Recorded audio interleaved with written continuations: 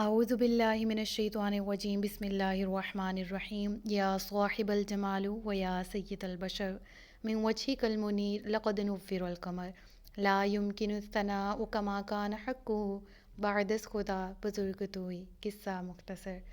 جزا اللہ عنا سیدنا و مولانا محمد صلی اللہ علیہ وآلہ وسلم ما هو اہلہ یا رب لک الحمد کما ینبغی لجلال وجہک وعظیم سلطانک رب اشرح لی صدری ویسر لی امری واحلل عقدۃ من لسانی یفقہوا قولی رب زدنی علما رب زدنی علما رب زدنی علما۔ السلام علیکم ورحمۃ اللہ وبرکاتہ۔ میں حافظہ افرا جاوید اسلام آپ سب لوگوں سے مخاطب ہوں اپنے یوٹیوب چینل انفینٹ اسلام میں۔ آپ سب لوگوں کو خوش آمدید کہتی ہوں۔ امید کرتی ہوں آپ سب لوگ خیریت سے ہوں گے، زندگی پرسکون پر اطمینان اور ایمان بالخیر گزر رہی ہوگی۔ سورۃ البقرہ اردو ترجمہ اور تفسیر، اس کی آیت نمبر 253 تک ہم گزشتہ اسباق میں پڑھ چکے۔ آج کے سبق میں ہم سورۃ البقرہ کی آیت نمبر 254 سے سبق کا باقاعدہ آغاز کریں گے، جس آیت میں اللہ رب العزت ارشاد فرما رہا ہے: اے ایمان والو، ہمارے دیے ہوئے رزق میں سے اللہ کی راہ میں اس دن کے آنے سے پہلے خرچ کر لو جس میں نہ کوئی خرید و فروخت ہوگی اور نہ کافروں کے لیے دوستی اور نہ شفاعت ہوگی، اور کافر ہی ظالم ہیں۔ آیت کے پہلے حصے میں یہاں تک خرید و فروخت ہوگی، اس سے مراد یہ ہے کہ ایمان والوں سے مخاطب ہو کے رب العالمین ارشاد فرما رہا ہے کہ اے ایمان والو، ہماری دی ہوئی نعمتوں میں سے حسب موقع، حسب توفیق اللہ کی راہ میں خرچ کرو اس دن کے آنے سے پہلے۔ اس سے مراد موت کا دن بھی ہے، اس سے مراد روز قیامت بھی ہے۔ کیا کہا جا رہا ہے کہ موت کے دن آنے سے پہلے، قیامت کا دن آنے سے پہلے تم یہ نیکیاں کر لو، اللہ کی راہ میں خرچ کر لو۔ اس دن کوئی بھی کسی بھی قسم کی تجارت نہ کر سکے گا، کوئی ایسا خیال نہیں کر سکے گا، کوئی ایسا گمان نہیں کر سکے گا کہ ہم کچھ کما کر اللہ کی راہ میں خیرات کر دیں، کیونکہ وہ خرید و فروخت کرنے سے قاصر ہے، نہ ہی وہ کسی اور سے اس کی نیکیاں خرید سکتا ہے، اپنے نامہ اعمال کو بھر سکتا ہے۔ ہمیں فکر آخرت کا حکم دیا جا رہا ہے اس آیت میں، اور کہا جا رہا ہے کہ قیامت کا دن آنے سے پہلے اللہ کی راہ میں اللہ کا دیا ہوا مال خرچ کر لو، کیونکہ یہ مال کے حقیقی وارث تو تم خود ہو ہی نہیں۔ جو تمہیں رزق دیا گیا، جو تمہیں دولت دی گئی، جو عیش و عشرت تمہیں عطا کیا گیا، وہ اللہ کی طرف سے ہے، تمہارا ذاتی کچھ بھی نہیں۔ تو تم میں چاہیے کہ جو رزق تمہیں دیا گیا تم راہ خدا میں اس کو خرچ کرو۔ یاد رہے، صدقات، زکوٰۃ، کسی بھی قسم کی خیرات حلال اور پاک کمائی سے ہی قبول ہے۔ آپ یہ نہیں کہہ سکتے، ہم یہ نہیں کنسیڈر کر سکتے کہ ہم 1,00,000 روپیہ رشوت لیں گے تو چلو اس میں سے 50,000 زکوٰۃ کے نکال دیں گے، 50,000 صدقے میں دے دیں گے، 50,000 خیرات کر دیں گے اور 50 خود رکھ لیں گے۔ تو ایسا کرنا بالکل حماقت ہے۔ سب سے پہلے تو گناہ ہے، حرام ہے کہ رشوت لی۔ دوسرے نمبر پہ حماقت کیا ہے کہ اس میں سے سمجھا یہ کہ صدقہ کر دیا، حالانکہ وہ صدقہ کاؤنٹ ہی نہیں ہوا، وہ آپ کی خیرات اللہ کی بارگاہ میں قبول ہی نہیں ہوئی۔ تو دنیا کے معاملات میں جہاں اللہ تعالیٰ نے دنیا میں رہنے کے طریقے سکھائے، وہاں پر یہ بھی سکھایا، جیسا سورۃ البقرہ کی گزشتہ آیت میں ہم پڑھ چکے ہیں کہ اللہ تعالیٰ ارشاد فرما رہا ہے کہ تم اللہ کی راہ میں قرض حسنہ دو، تمہیں لوٹا دیا جائے گا، اور صرف اتنا نہیں، اس سے کئی زیادہ ڈبل کر کے اور لا تعداد وسیع کر کے تمہیں عطا کر دیا جائے گا، اور اس دیے کے بدلے میں تمہیں اجر و ثواب بھی عطا کیا جائے گا، تمہیں اجر عظیم عطا کیا جائے گا، اور وہ جو تمہارا مال ہے وہ تمہیں دنیا میں بھی برابر، اس سے بڑھ کے، اس سے بہت زیادہ بڑھ کے عطا کر دیا جائے گا، اور ساتھ اجر عظیم بھی۔ تو دیکھیں اللہ تبارک و تعالیٰ کے ساتھ تجارت کرنے کا کیا فائدہ ہے۔ تو رب العالمین کہہ رہا ہے کہ میرے بندو آؤ نا، میری راہ میں خرچ کرو نا، میں تمہیں اس سے بڑھ کے دوں گا، میں تمہیں اس خرچ کیے پر ثواب بھی دوں گا، میں تم سے راضی بھی ہو جاؤں گا اس دن کے آنے سے پہلے، قیامت کے دن میں کے آنے سے پہلے، جس دن تمہاری کوئی بھی سفارش کسی بھی طرح سے کام نہیں آئے گی۔ یہاں پر سفارش سے مراد کون سے لوگ ہیں؟ یاد رہے اس آیت میں جہاں پر مراد ہے کہ جہاں پر اور نہ کافروں کے لیے دوستی اور نہ شفاعت ہوگی، اور کافر ہی ظالم ہے۔ سب سے پہلے ایک بات جو یاد رکھی جائے، جیسے دنیا میں ہم سہارے لگا بیٹھتے ہیں دوسروں سے کہ یہ جو ہے شخص اس کے ساتھ میں دنیاوی معاملات کی اگر میں آپ کو مثال دوں کہ اس کی سفارش کام آ جائے گی، یہ سفارش کروا دے گا. جو رشوت لین دین ہے، معاملات ہیں، ان کو ہم ہلکا لیتے ہیں، ایزی لیتے ہیں، آسان لیتے ہیں، تو اس وقت تو کوئی شخص ہمیں نہیں چھڑوا سکے گا. جو ہم نے دنیا میں اعمال کیے ہیں ان کا ہمیں جواب دہ تو ہونا ہے.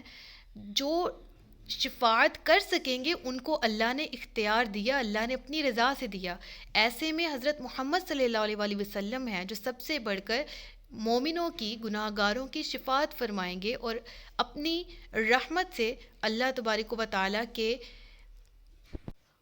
حکم سے وہ شفاعت بھی فرمائیں گے. اور کس طرح سے؟ اگلی آیت آیت الکرسی میں اس کا ذکر ہے، من ذا الذی یشفع عندہ الا باذنہ، کہ اللہ کے حکم کے علاوہ اس دن کوئی سفارش نہیں کروا سکے گا. انشاءاللہ اس کی شفاعت کی تفسیر ہم انشاءاللہ اگلی آیت میں ڈیٹیل میں پڑھ لیں گے. تو پھر کہا گیا کہ اے ایمان والو، تم اللہ کی راہ میں خرچ کرو، اور اللہ کی راہ میں صدقات، نوافل، نفلی صدقات، ٹھیک ہے، اور اس کے علاوہ زکوٰۃ جو کہ رکن اسلام میں سے بھی ایک رکن ہے.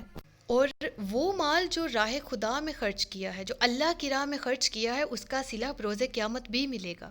اور وہ مال جو آپ نے اپنی ضروریات کی حد تک استعمال کیا، اور اس میں فضول خرچی نہیں آتی، آپ نے زندہ رہنے کے لیے، زندگی گزارنے کے لیے، اپنی ذات کے لیے جو پیسہ کمایا اور اس کو سٹور نہیں کیا، ناحق خرچ نہیں کیا، فضول خرچی نہیں کی، اور اس کو اپنی ضرورت کی حد تک استعمال کیا، تو وہ بھی جائز ہے.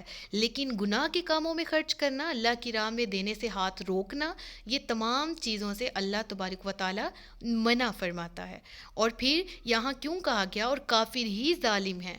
دیکھیں، ظالم کس کو کہا جاتا ہے؟ ظلم کی ڈیفینیشن یہ ہے کہ کسی چیز کو غلط جگہ استعمال کرنا، ٹھیک ہے. یعنی کافروں کے دل میں ایمان کی جگہ کفر، یعنی اصلی جگہ تو ایمان کی تھی، اس ایمان کی جگہ میں انہوں نے ایمان کو جگہ نہیں دی، اور اللہ کی محبت کو جگہ نہیں دی، بلکہ اپنے بت جن کو وہ پوجتے تھے ان کی محبت دل میں بسا لی، اور ایمان کے بدلے میں کفر کو دل میں جگہ دے دی. اللہ کی اطاعت کے بدلے میں اللہ تبارک و تعالیٰ کی نافرمانی شروع کر دی. تو اس سے مراد ہے چیز کو غلط جگہ استعمال کیا. جو دل دیا تھا رضائے الہی کے لیے اللہ نے، اس میں دنیا کی محبت پال لی.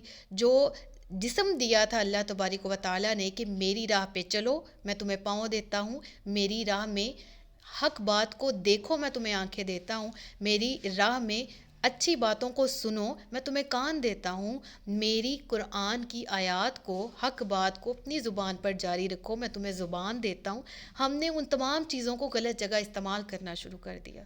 اور یہاں پر اگر کافروں کی بات کی جائے تو پھر ایسے لوگوں کے بارے میں قرآن کریم میں بھی ارشاد ہوا کہ سمن بکمن عمیٌ، بہرے، گونگے، اندھے ہیں. یعنی یہ سب چیزیں رکھتے تو ہیں، قوت سماعت بھی ان کے پاس ہے، قوت بصارت بھی ان کے پاس ہے، یہ دل بھی رکھتے ہیں، لیکن اگر ایمان ان کے پاس نہیں ہے، ان کے پاس مستحکم یقین نہیں ہے کہ اللہ وحدہ لا شریک ہے، محمد صلی اللہ علیہ وآلہ وسلم اس کے آخری نبی اور رسول ہیں، تو یہ چیز ان کی تمام جو دنیاوی کام تھے، تمام وہ کام جو انہوں نے سمجھا کہ ہمارے لیے کافی ہیں دنیا میں، دنیا کو بہترین طریقے سے گزارنے کے لیے، اور جو کافر آخرت کے بارے میں تو مانتے تھے لیکن بتوں کی امید رکھتے تھے کہ یہ بت ہمیں بروز قیامت بخشوا دیں گے، تو اللہ تبارک و تعالیٰ نے ایسے تمام لوگوں کا رد بھی کیا اس آیت میں، اور کہا کافر ہی ظالم ہیں، خود اپنی جانوں پر ظلم کرنے والے.